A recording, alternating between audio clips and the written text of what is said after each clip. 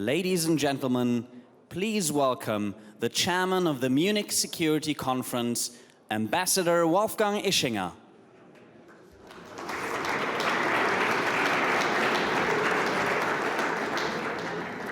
Good morning, everyone. Good morning to this second day of a very, very unusual Munich Security Conference. My team and I are extremely proud that we've been able to organize this physical event, which so many of you have wanted to participate in. And I want to thank all those, including the Bavarian authorities, who have allowed us, under very severe restrictions in terms of numbers. I apologize especially to the many journalists who would normally be in attendance here, in physical attendance. That, of course, was not possible. So, before I start with the program, let me make one remark. Under normal circumstances, we would be distributing in the hallways, etc., the so-called Security Times, a special edition of an English language newspaper produced by a good friend of the Munich Security Conference, Detlef Prinz. I just want to say that everybody who wants to read this can download it from our conference website, and we will seek to distribute some copies, some physical copies, at the end of the conference to those who wish to have one. Now, after a fantastic opening day of this conference yesterday, we have a very important sequence of panels and speakers ahead of us today. I'm really excited about this. We'll talk about the Middle East, the Indo-Pacific, and certainly, as you would say in German, als der rote Faden, the crisis, as Annalena Baerbock yesterday said, the Russian crisis, the Russian crisis. But first, it is my honor, my privilege, to start this day on a very extremely positive note by presenting the Munich Security's annual award, the Ewald von Kleist Award, named after the founder of the Munich Security Conference. This award honors personalities or organizations which have made important contributions to international stability and security. Past recipients include Helmut Schmidt, John McCain, the United Nations, Henry Kissinger, and many others. Under normal circumstances, Minister President Söder would have hosted, I think he would have loved to host a grand dinner in his residence, in the midst of which we would have had the award ceremony. That is not possible under pandemic circumstances. So, like many other things, this year is different. And the moment for the award ceremony is right now here in the midst of our business meeting. I am privileged to present the 2022 Ewald von Kleist Award to a man who has been a physical pillar of stability for the transatlantic community and for the transatlantic relationship during troubling times, and he's always been a true friend and supporter of the Munich Security Conference. I'm speaking of Jens Stoltenberg, the Secretary General of NATO. Jens, my applause.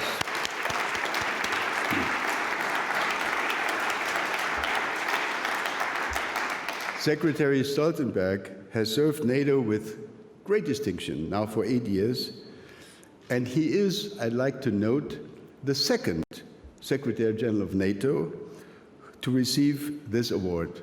I'd like to ask Javier Solana, who was the first recipient, to just get up and show that he's in the room.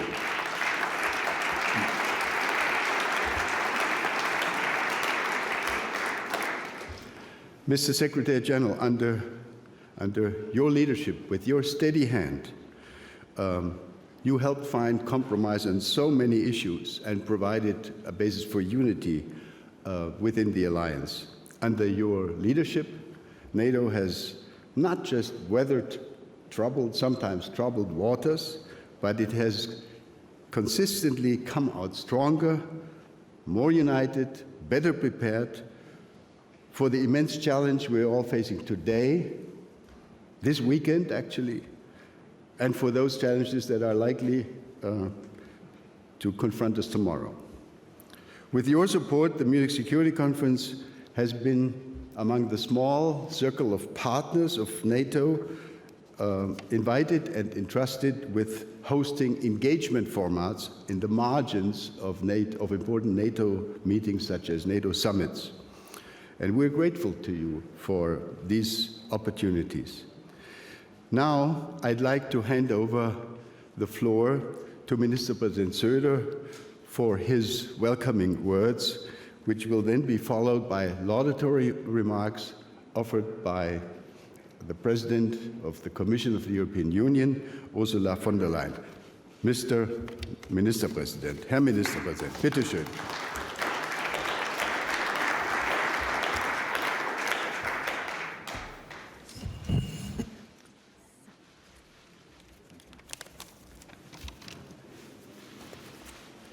Herr Stoltenberg, liebe Frau von der Leyen, Herr Ischinger, meine sehr verehrten Damen und Herren, nochmal ein herzliches Willkommen in Bayern. Wir freuen uns sehr, immer wieder seit fast 60 Jahren Gastgeber der Münchner Sicherheitskonferenz zu sein.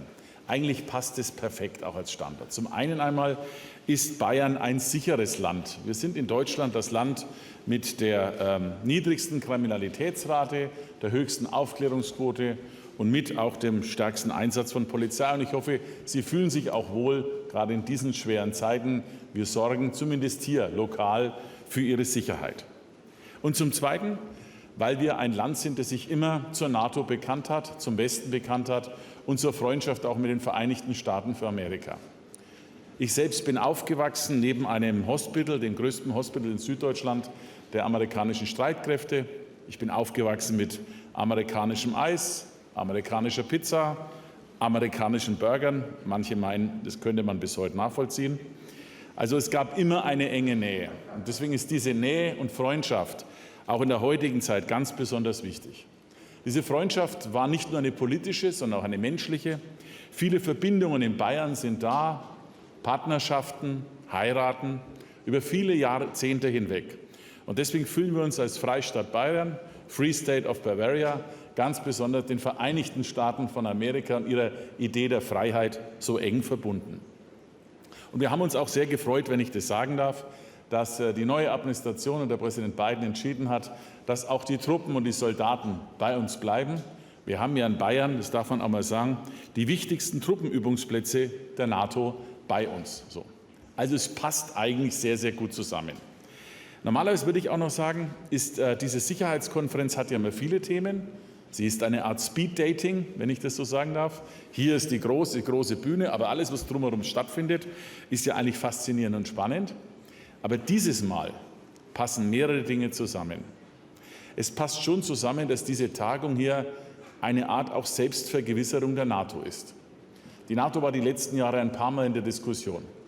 Manche NATO-Partner haben darüber diskutiert, ob die NATO noch lebendig sei. Andere haben den Wert der NATO in Frage gestellt. Und ich glaube, wir spüren in diesen Tagen mehr denn je, was die eigentliche Idee der NATO ist, nämlich eine Wertegemeinschaft. Nicht nur ein Militärpakt, sondern eine Wertegemeinschaft ist. Und das war von Anfang an die Idee der NATO. Die NATO-Gründungsakte ist nicht nur ein Pakt, wie es der Warschauer Pakt war, erzwungen, zusammengefügt, sondern war eine Gemeinschaft der Werte, der Values. Das verbindet uns alle. Und darum ist die NATO auch in Zukunft hochaktuell, aktueller denn je. Sie gibt uns allen Schutz, Halt und Kraft. Lieber Herr NATO-Generalsekretär, für Sie ist es jetzt auch dann heute deswegen passend, dass Sie diesen Preis heute bekommen. Das ist ein toller Preis. Normalerweise würden Sie jetzt im Rahmen eines großen Dinners bekommen. Das geht jetzt leider nicht. Wir hätten Ihnen was anderes noch zu essen zur Verfügung gestellt, aber trotzdem freue ich mich, dass der Preis trotzdem stattfindet, weil Sie jetzt ja, ähnlich wie unser Herr Ischinger, das darf ich mal sagen, nach auch manchen Mediendebatten, die gerade laufen, einen großartigen Job gemacht hat über all die Jahre und auch diese Konferenz wieder großartig organisiert hat. Insofern gehen so zwei Schwergewichte, Botschafter Ischinger, Stoltenberg. Deswegen freuen wir uns sehr, dass Sie diesen Preis bekommen. Sie haben in den letzten Jahren waren die Stimme der NATO. Sie haben vieles zusammengehalten und Sie haben sich als starker auch Partner für die Freiheit entwickelt. Deswegen herzlichen Glückwunsch zu diesem Preis. Und uns ist eine Ehre, dass die Präsidentin der Kommission, Frau von der Leyen, die ich persönlich sehr schätze, wir kennen uns seit vielen Jahren. Wir haben sogar schon mal zusammen getanzt. Wir mussten am Anfang noch ein bisschen klären, wer führt. Das war nicht ganz klar, aber da es hier in Bayern war, konnte ich die Führung, hat sie mir gelassen kurzfristig. Ich freue mich sehr, dass sie da ist, dass sie zu uns spricht. Und das heute, das sage ich mal, es sind schwere Zeiten, aber in diesen schweren Zeiten können wir auch Signale setzen. Wir setzen keine Signale der Angst, sondern schon der Mut der Gemeinsamkeit. Auch das, dass wir wissen, wofür wir stehen. Und das tun Sie auch. Vielen, vielen Dank für all die Arbeit, die Sie geleistet haben. Herzliche Gratulation zu diesem großen Preis. Wir sind stolz, meine Damen und Herren, dass Sie alle bei uns sind. Wir wollen auch, dass Sie wiederkommen. Die Sicherheitskonferenz ist vielleicht die wichtigste Konferenz, die es gibt für Sicherheit und Zusammenarbeit und vor allem auch ein echter Treffpunkt der NATO, auch außerhalb Brüssels. Herzlichen Glückwunsch und alles Gute für den weiteren Tag.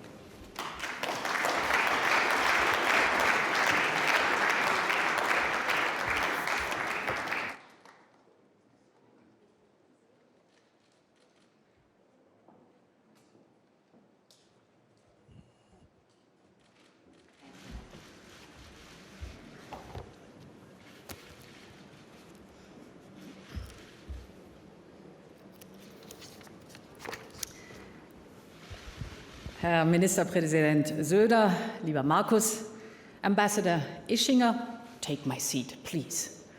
Yes, come on here.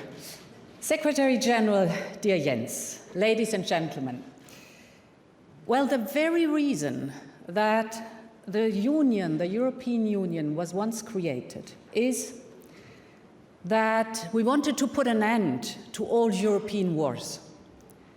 And thus, the world has been watching in disbelief as we face the largest buildup of troops on European soil since the darkest days of the Cold War.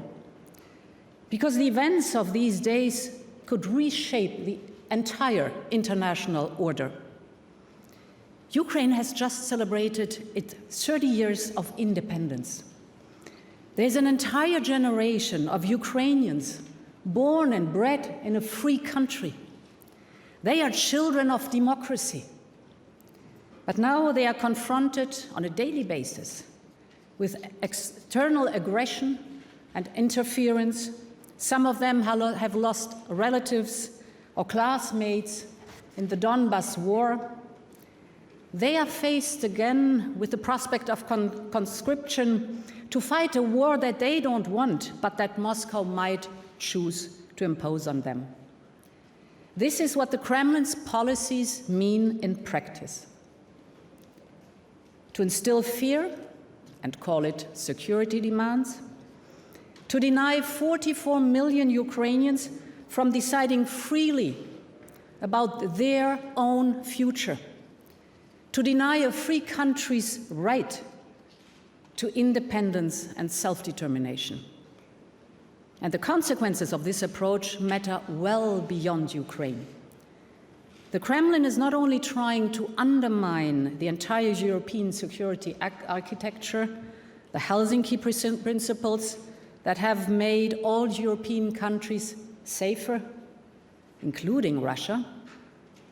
It is also violating the UN Charter, which states that countries, and I cite, shall refrain from the threat and use of force against the territorial integrity or political independence of any state. End of citation. We cannot let this stand. We're facing a blatant attempt to rewrite the rules of the international order. One only has to read the recent communiqué issued by Russian and Chinese leaders. They seek a new era, as they say, to replace the existing international rules. They prefer the rule of the strongest to the rule of law, intimidation instead of self-determination, coercion instead of cooperation.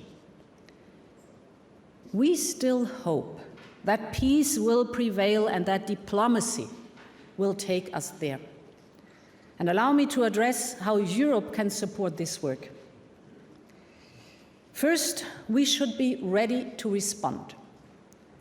Our European Union, with our transatlantic partners, we have been preparing a robust package of financial and economic sanctions, including on energy and cutting-edge technology.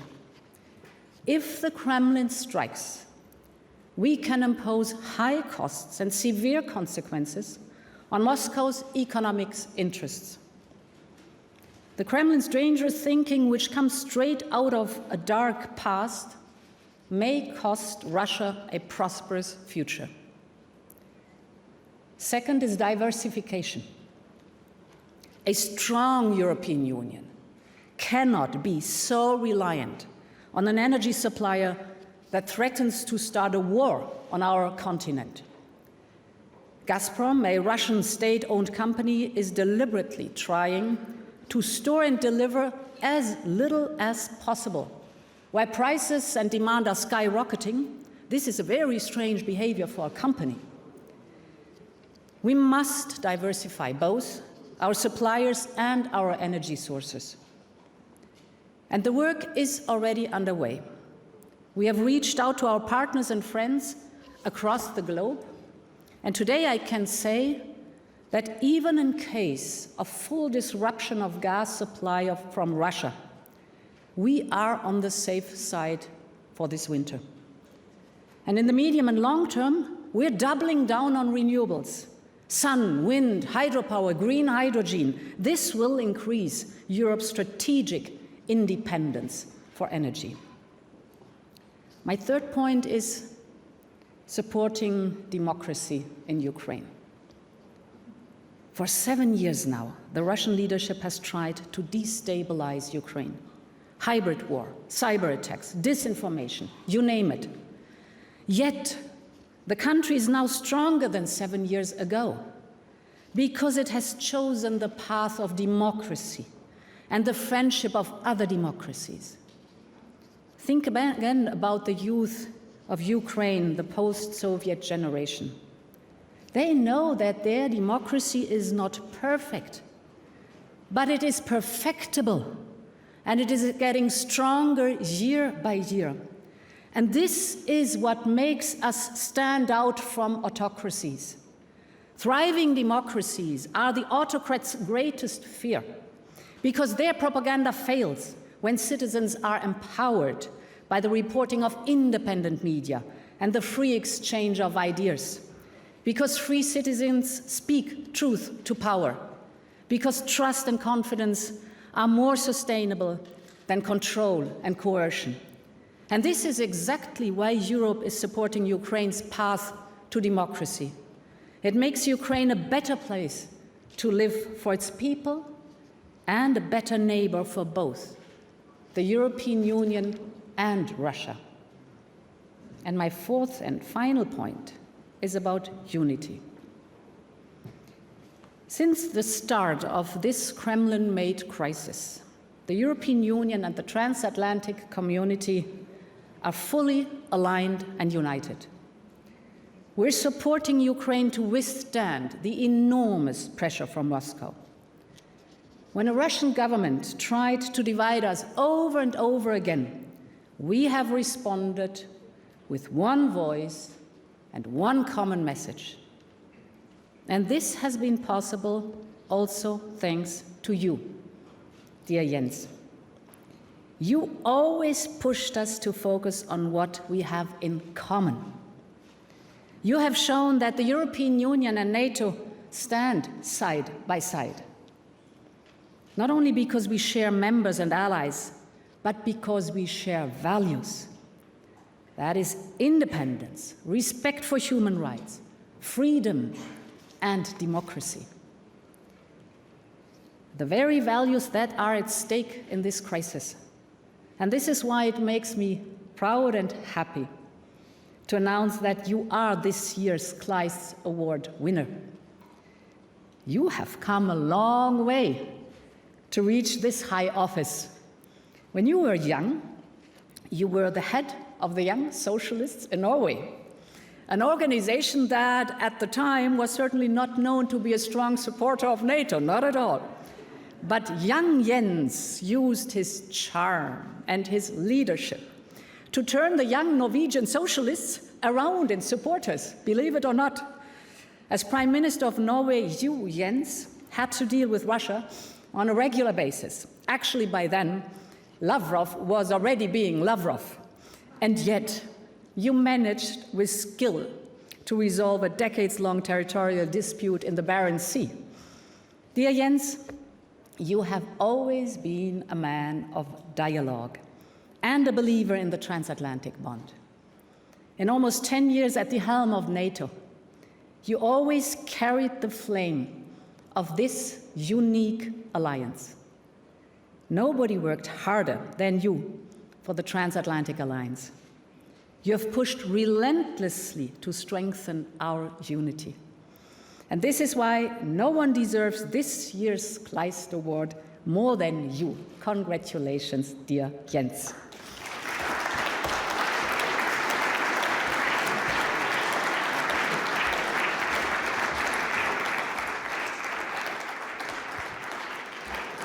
Thank you. Thank you very much, Madam President. We are now going to have the award ceremony, so may I invite you, Jens, to join us here on the podium. Come on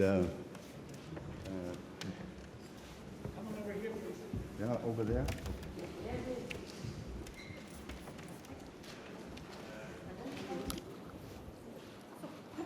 Yeah.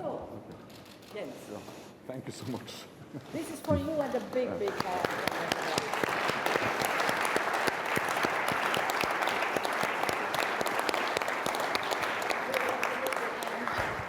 Das Dokument. Here's the proof.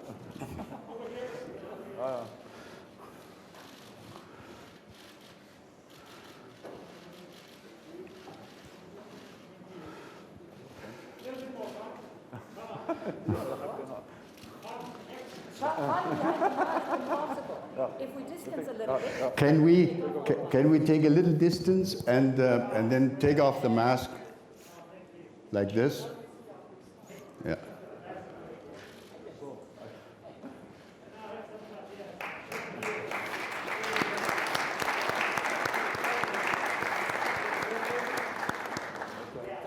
All right.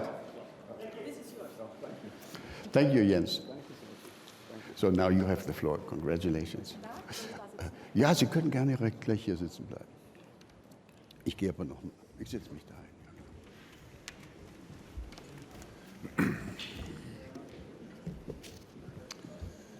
Thank you so much, Ursula, for those kind words, and thank you also so much for our very close cooperation over these years. The relationship and the cooperation between NATO and the European Union has never been closer, and that's not least because of your commitment to bringing this relationship so close together and strengthening the transatlantic bond by working together with NATO.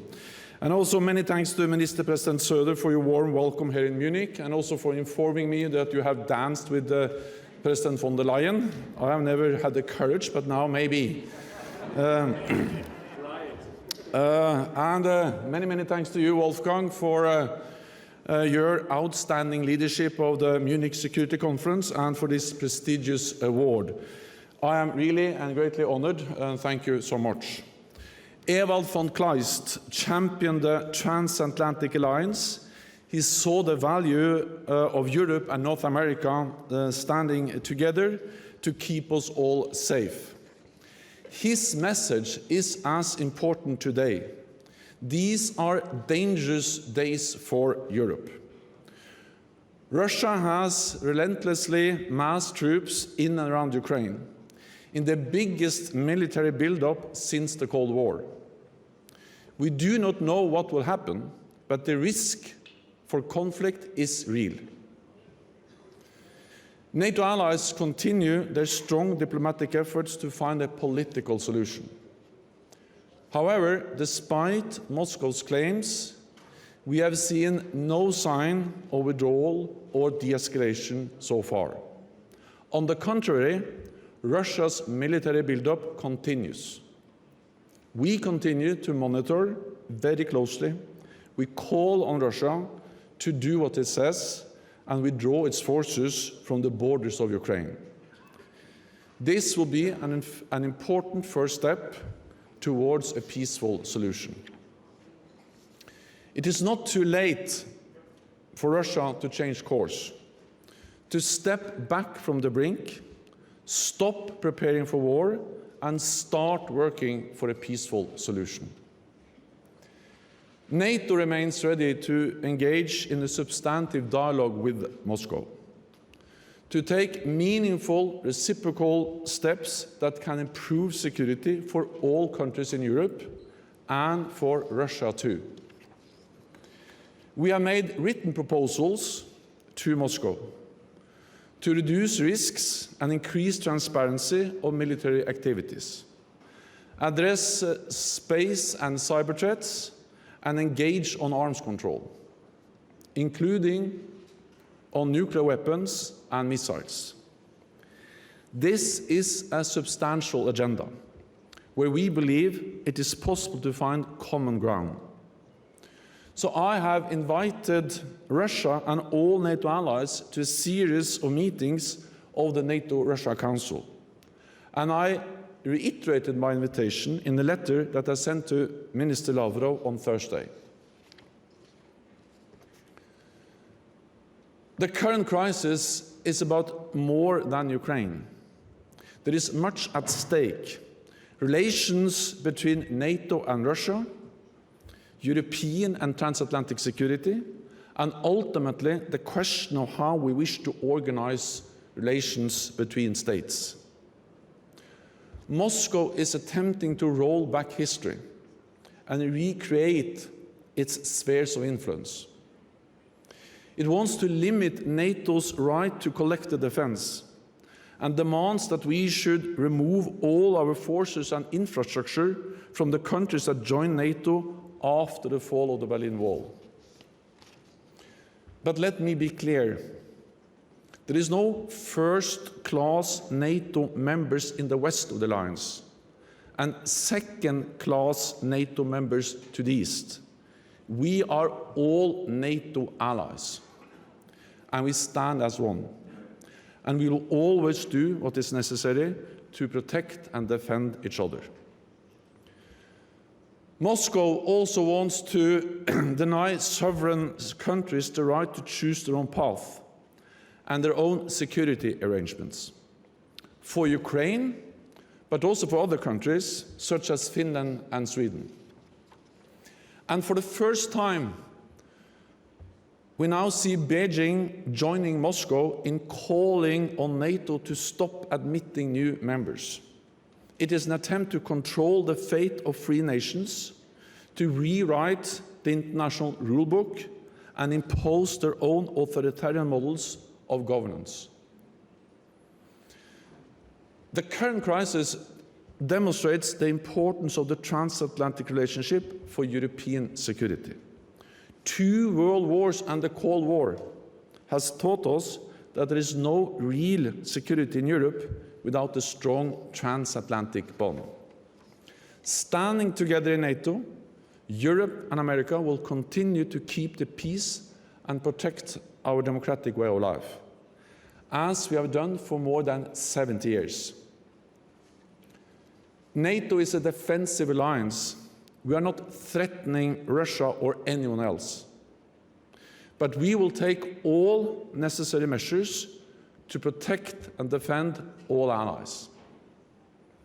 This is why, in response to Russia's pattern of aggressive actions, we have been strengthening our deterrence and defense across the alliance to avoid any miscalculation or misunderstanding about our ironclad commitment to defend each other.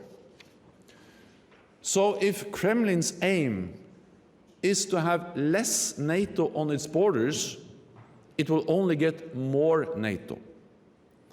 And if it wants to divide NATO, it will only get an even more united alliance. Over the last years, our security environment has fundamentally changed for the worse. Peace cannot be taken for granted. Freedom and democracy are contested, and strategic competition is on the rise. This is a new normal, and we must be prepared and do everything we can to keep the bond between America and Europe as strong as ever. After the experience of horrors of war, Ewald von Kleist knew that Europe and America together was the guarantee of lasting peace.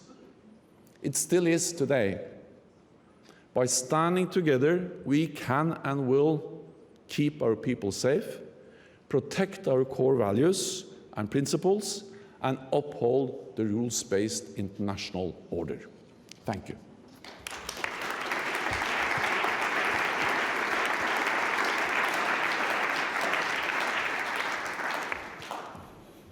Thank you so much, Jens, Mr. Secretary General. Thank both of you, Madam President. Maybe this is better without, and you, Mr. Secretary General, for your presentations. We've had a long-standing tradition at the Munich Security Conference that at the main event on Saturday morning, the first question always goes to François Heisbourg of France. Now, François has informed me, I think late last night, that he has actually tested positive. He was already in Munich, so he's now somewhere in quarantine, I guess, but he has sent me overnight the question he had intended to ask by raising his arm as the first one. So this is my privilege now to present his question as the first one. So François, I'm sure you're listening. The question is actually asked of the President of the EU Commission, but I think it's also a question that you would want to respond to. And I quote, "Are the European Union and its member states ready to jointly and severally, together and separately, express their support of a possible candidacy of any of the European Union's members to join the Atlantic Alliance?" For those who are not so familiar with this, this is a question about, for example, Finland, a question, for example, of Sweden, for once. So, Madam President. So, first of all, it should work just. You should, yeah. I think it's a very good sign, dear Jens, that Ambassador Ischinger asked this question to the European Union President of the Commission. So it's not for me to judge about internal issues of NATO. But of course, I'm very willing to answer this because indeed, I've been watching my time as the 5 years as defense minister, being of course in the alliance of NATO, how very close the cooperation, for example, with Sweden and Finland already is of NATO. First and foremost, it is the decision of the people of Sweden and Finland, what they want to do and which kind of alliance or partnerships they prefer. But then, of course, I've witnessed that there is a long-standing excellent cooperation between NATO and those members of the European Union, many missions they are participating in, joint capabilities we're developing. So you are always, of course, emphasizing, rightly so, that there is an open door policy in NATO. And therefore, now, after having spoken for the members of the European Union, I throw the ball to you, Jens, to speak about NATO itself. Thank you so much, Ursula. And I think the fact that we can answer this question together just demonstrates how closely the relationship is between the European Union and NATO, and also between Ursula and me. As you said, Ursula, the thing is that it is enshrined in NATO's founding treaty, the Washington Treaty, in Article 10, that we have an open door, that European countries can join NATO. But this is, and the enlargement of NATO over the last decades has been a great success. It has helped to spread democracy, freedom throughout Europe, and actually also paved the way for further EU enlargement, demonstrating how closely we work together. In that sense, NATO's open door has been a success, and NATO's door remains open.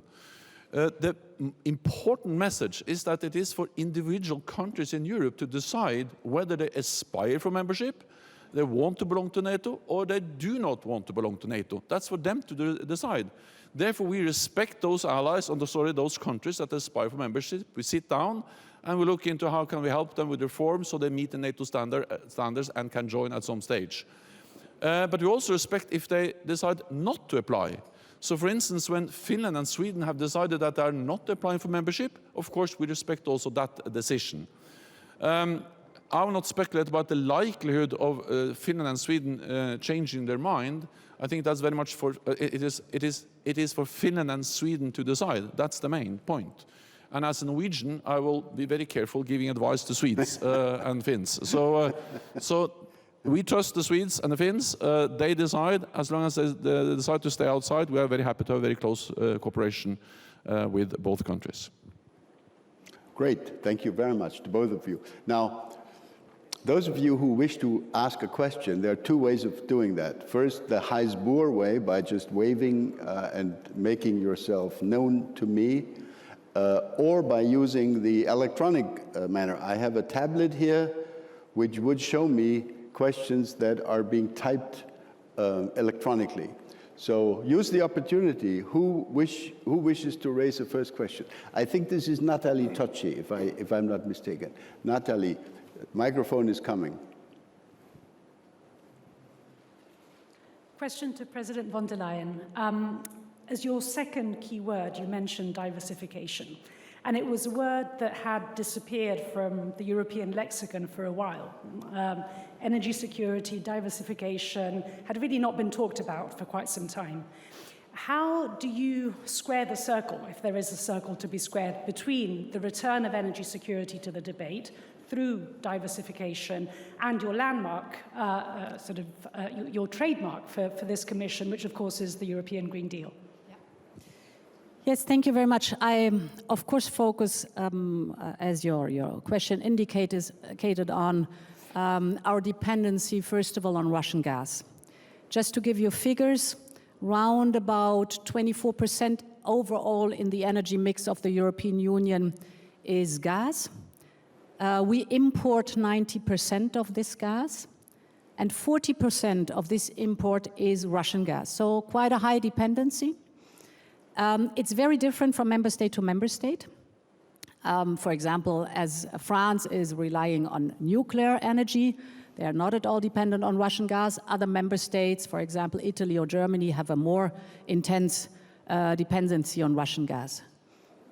What we've seen over the last 6 months is that Gazprom has delivered always at the lowest level. They have to deliver by contract. They have contracts that say pay or deliver. So often they've chosen the payment instead of to deliver gas. And the storage of Gazprom in our storages is a 10 years low this year. And this at a time, as I said, where we have skyrocketing prices and demand. It's a strange behavior of a company who normally would maximize their profits by delivering more and storing better for winter to come. Therefore, we have decided to do everything possible to get rid of this dependency. And we've reached out to our friends who are suppliers of LNG gas. First and foremost, the United States, that really helped a lot, also the reach out globally, but also to other suppliers of LNG. Actually, it helps us that we have done our homework since 2014, the annexation Crimea, because we've built LNG terminals, and more important, we have now a network of pipelines and electricity interconnectors throughout Europe, so that wherever you have the gas, you can display it all over the European Union. Partially also a reverse flow, for example, to Ukraine, to support Ukraine with their energy demands. And now to the second part of your question. For the moment being, we would be able to replace the Russian gas with LNG deliveries that we get from our friends all over the world, and we are supported actually also by buyers like Japan or South Korea, who are willing to swap contract with us so that the ships with the LNG gas are derouted to the European Union. Now, LNG gas remains fossil fuel without any question. The advantage is that the infrastructure that we use with the LNG or any kind of gas is over time suitable and fit for purpose for green hydrogen. And therefore now our work goes, and we had yesterday the EU-Africa summit, goes into looking towards the global south. They have in abundance sun and wind and hydropower. They need the infrastructure, but they're to have over time the development of a solid green hydrogen infrastructure using the pipelines we do have already in place, and thus giving a complete different business case to the global south, our African friends, for example. Of course, green hydrogen for the European Union too. And I can only say these renewable energies, they are clean and therefore good for the planet, but they are also homegrown and therefore good for our independence. Thank you, Madam President. I see a couple of more questions. Before I go to you, let me use my privilege of being the moderator here to turn to Jens Stoltenberg again. Jens, you'll be leaving NATO toward the end of this year, as I understand. And I want to remind you that as the future head of the Norwegian Central Bank, like all the other recipients of the Kleist Award, you will have a standing invitation to the Munich Security Conference. It's one of the reasons why Javier is always here each year, and I hope you'll be with us again. Here's my question. 8 years ago, in 2014, NATO decided to define as a collective goal this famous 2% goal. Let's assume the worst case, namely that we're going to have some degree of military confrontation in coming days, weeks, months. As you prepare your own departure from NATO in coming months, would you think that the 2% objective goal, which was a goal for 2024, 10-year goal, is going to be good enough? Or is NATO going to have to say, under these circumstances, we're actually going to have to take it up another notch? Question. Well, I think what happens now just underlines how important it was back in 2014 to make the decision to go to 2%. And then I think we should deliver on that first. And then we can discuss the next steps after that. Because what has happened, is that before 2014, defense budgets were going down across Europe and Canada in almost all allied countries, year by year. Because after the end of the Cold War, European countries thought that they could spend less on the defense. And I was part of that myself. I was Prime Minister and Minister of Finance in Norway, and for many years we cut defense spending. But then, after the illegal annexation of Crimea and what happened in Europe in 2014, things changed. And the good thing is that all allies actually realized that we need to do something different. And the most important different thing we had to do was to invest more. And since 2014, all allies in Europe and Canada have increased defense spending every year. And they have in total added 270 billion extra for defense. And of course, this is not only about money, but it's about capabilities, because with this money you can buy drones and planes and battle tanks and readiness and exercises and a lot of important stuff. The main reason to do this is not to provoke a war, but it's to prevent the war. And exactly what is happening now demonstrate that our strength and the fact that we can deploy more troops at high readiness to the eastern part of the alliance is a way to send a very clear message to Moscow that we are there to protect and defend all allies. An attack on one will be regarded as an attack on all. That's exactly the best way to prevent any armed attack on any NATO ally. Well, it just demonstrates that what the decision makers in 2014 decided they were wise and forward-looking, and former Secretary General Anders Fogh Rasmussen is somewhere here in the audience, and he was responsible then. And many others have been part of that big transformation of NATO. Thank you. Thank you very much. Now, I think the first raised hand I saw was Dr. Chipman of IISS. John?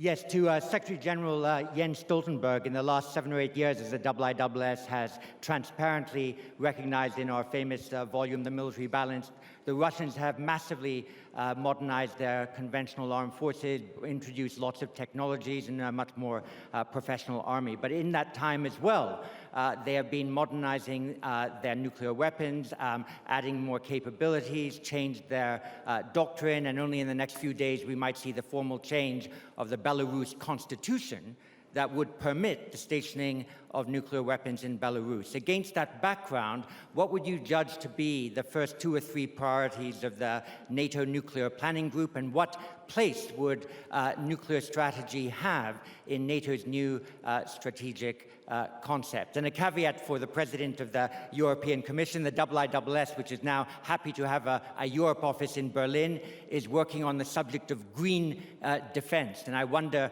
as the President of a geopolitical commission, what collaboration we would be able to have with the European Commission to ensure that militaries continue to green their operations while maintaining their effectiveness. Thank you.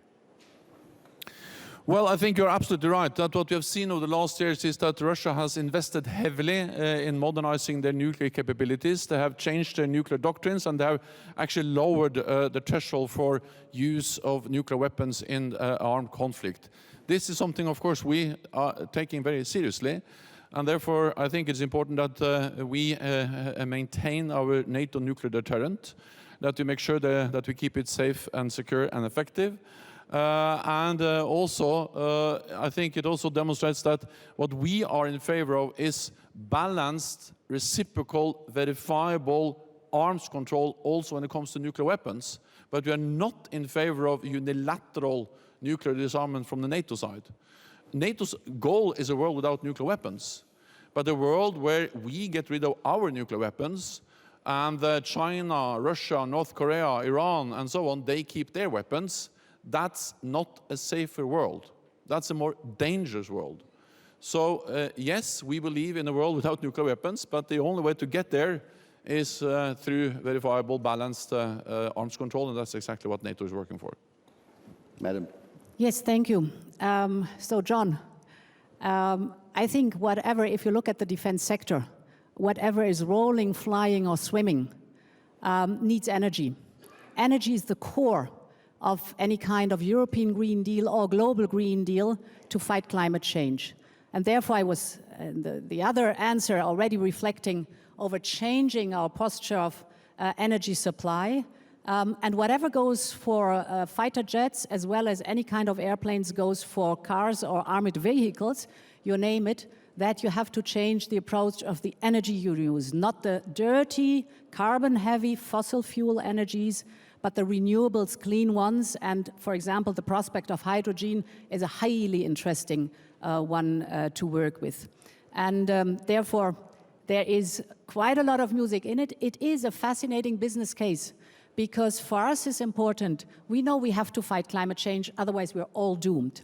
And therefore, if we invest in the innovation, if we invest in clean energy, if we invest in a different way to produce and to consume, we will be the innovators who export then these technologies. It's a big topic of innovation. And therefore, it is for us not only something which is so important for the climate itself, but it's a very clear business case. It's our new growth strategy. All right. I've seen a few raised hands. The one I know who raised his hand is Stefan Cornelius of Süddeutsche Zeitung. So, Stefan, please. Thank you. It's a question to the President of the Commission, von der Leyen. Why, since you're displaying unity between the EU and NATO on this stage, why did the EU not call for an earlier meeting on the heads of states. There was now a special summit in the lines of the African Union meeting just a few hours ago. But this crisis is boiling for, I don't know, 2 months at least. And we haven't seen heads of states unifying and at least finding some coherent strategy on sort of the reaction of the day after. So how are we working? Since many, many weeks, 6 to 8 weeks now, we are preparing for this looming crisis, which is unfortunately, since then, always going in the wrong direction with a massive buildup of troops that has not stopped. And of course, there is a very strong alignment between the European Union, the United States, the United Kingdom, Canada, on a regular basis. We have by now in the last weeks, once or twice a week, a VTC, or yesterday evening, for example, a telephone call together, the countries, Joe Biden, Justin Trudeau, Boris Johnson, some of our leaders like Olaf Scholz, Emmanuel Macron, Mario Draghi. You were, of course, yesterday also. You are on a regular basis in these sessions. This is to align on a regular basis on all the necessary steps we have to take. What are these steps? The Commission has developed a robust and comprehensive package together with the United States, UK and Canada of financial sanctions that in case that Russia strikes, we will limit the access to the financial markets for the Russian economy, and export controls that will stop the possibility for Russia to modernize and diversify its economy. And we have a lot of high-tech goods where we have a global dominance and that are absolutely necessary for Russia and cannot be replaced easily. We also prepare in this group, for example, what is the state of cyber attack robustness and resilience we have within our system, but also supporting Ukraine. We are preparing for potential refugees coming. We are preparing on all sorts of fields. I've been referring to the energy field. So there is a constant alignment, let's say, behind the scene. The European Council will be called within hours if it is necessary to take a political decision in case that Russia is striking or is beginning a war in Ukraine. But all the preparatory work, so the alignment between all these 27 member states, the European Union and the other friends and allies, goes on since weeks and weeks and weeks, and that's where the core of the work is. That's where the bulk of the results is coming from now. Thank you very much. We have less than 5 minutes to go. I have one question on my tablet here, which is addressed to Secretary General of NATO. Comes from Clemens Vergin, who is a journalist with Die Welt, German newspaper. This goes to Mr. Stoltenberg. I'm quoting, "How can the West counter in the realm of informational measures what seems to be Russian false flag operations in Donbass?" To expose what they do, and that's exactly what we have done, because we have been very open, transparent on the information we have received, intelligence and other types of information, both about the Russian military buildup, and it is, as Ursula said, this actually started several months ago, this fall, and we already then warned both that we saw a buildup taking place, but also of the plans of further building up. And what we predicted back then has actually happened. Second, we have also been very transparent on the attempts by Russia to create a pretext, to create a situation that they will use as an excuse for attacking Ukraine. And we have seen some attempts, we have seen some very dangerous situations, and also what we see taking place now just adds to that picture of a concern that they are trying to create a pretext for an invasion. But the reason why we have been so transparent, the United States, other allies and NATO, is that we believe that when we expose these plans, we make it harder for them to do what they are planning to do. So the reason to expose is to prevent that will happen that they are planning to do.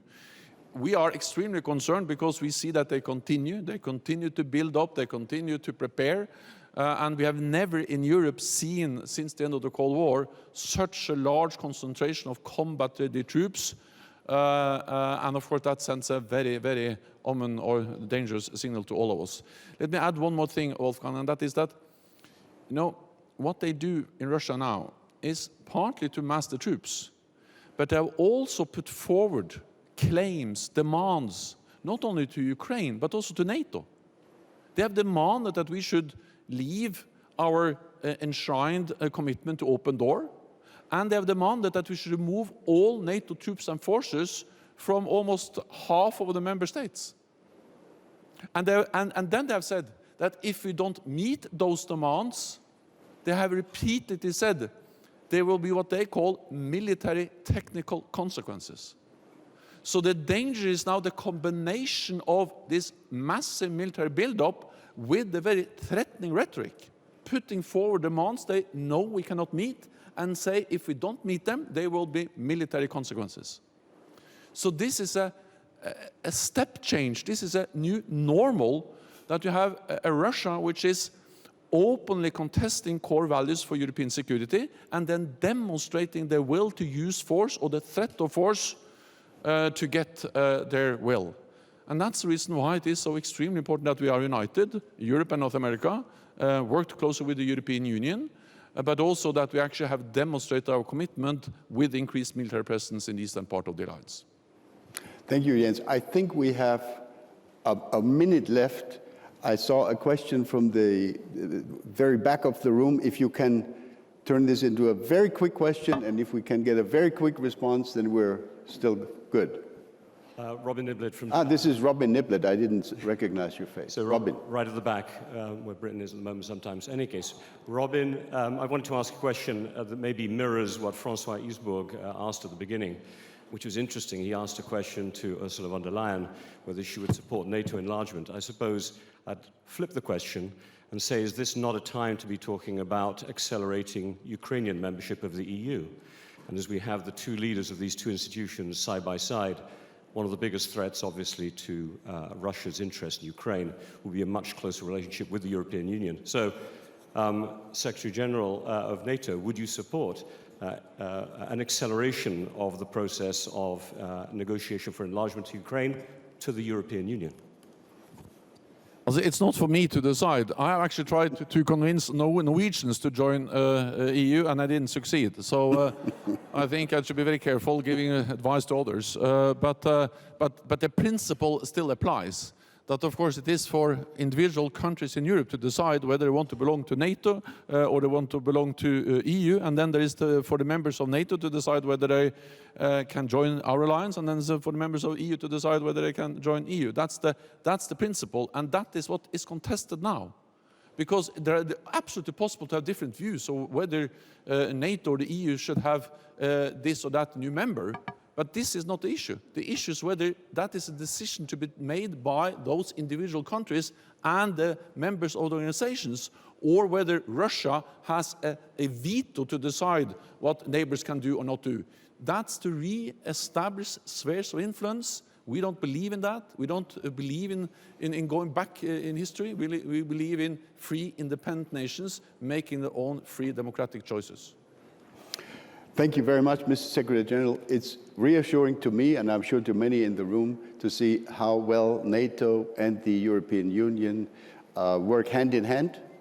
Let me propose that we offer a round of applause to our two speakers.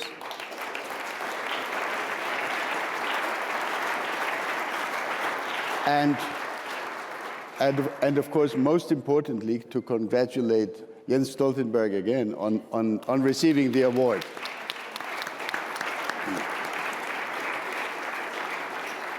Ladies and gentlemen, please don't leave the room, because within literally seconds or a minute at maximum, we're going to have Chancellor Scholz coming in and continuing the program. So stay put if you could. Thank you very much.